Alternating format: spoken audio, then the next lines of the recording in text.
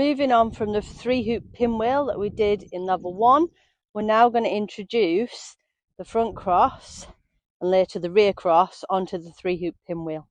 Now, if your dog's just starting out and just beginning, then you might want to use this spacing, which is quite tight here.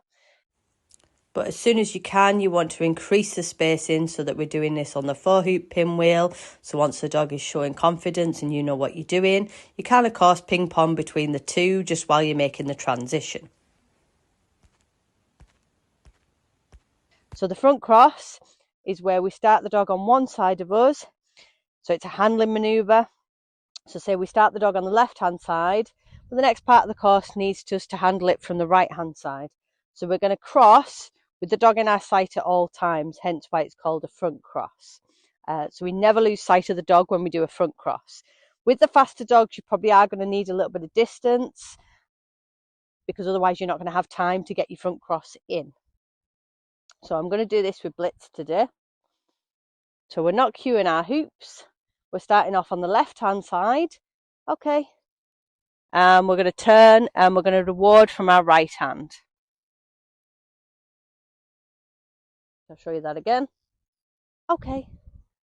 So I'm stepping back and changing from my left side to my right side. We can reward from our hand from this, and probably to start off with, you want to reward from your hand. Then, because we want the forward focus, you might want to throw the treat forwards. So the dog isn't always doing a front cross and coming to our hand for our reward. So we're going to do that on the other side as well. So put our dog on the right. Okay. We're going to do our front cross and we're going to finish on our left. Once the dog is happy with this, like I say, we can throw the treat if we want to. So, okay. And I'm going to throw the treat, get it, forward. So she starts looking forward after she's done the front cross, because when we're doing a front cross, it's very likely that we're doing it because we want to handle some obstacles on the other side because it curves the other way. So we're going to have a look at our rear cross on the 3-hoop pinwheel. It's really important that the dog already is comfortable with the pinwheel and does it without a cue or without a hand gesture. In this case, I'm just doing it on a release word.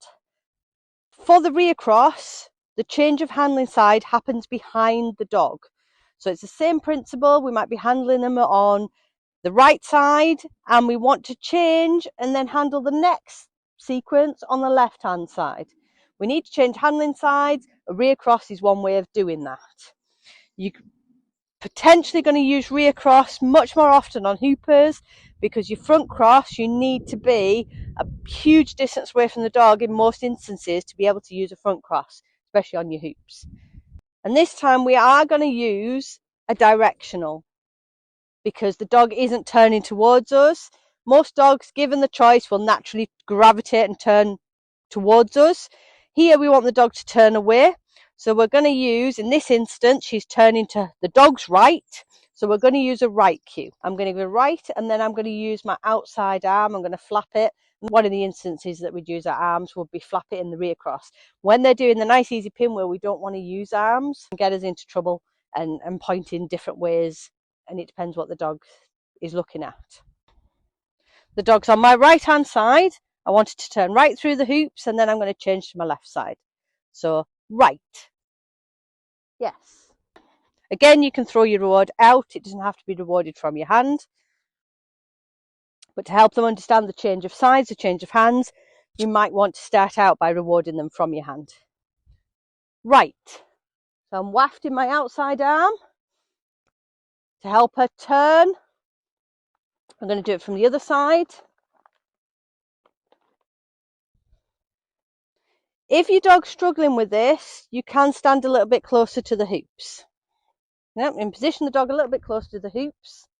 Left. Good girl, well done. And you might even be using your hand signal before your verbal cue, but ultimately, if we want to weight more the verbal cue, we want to say the verbal cue first before we use our arm.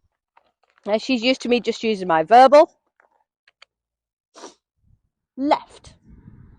So I'm giving my left cue and then I'm wafting my arm so that it's on a verbal cue rather than just a hand signal. Left. Yes, good girl, well done. But that wafting of the arm comes in on the rear cross.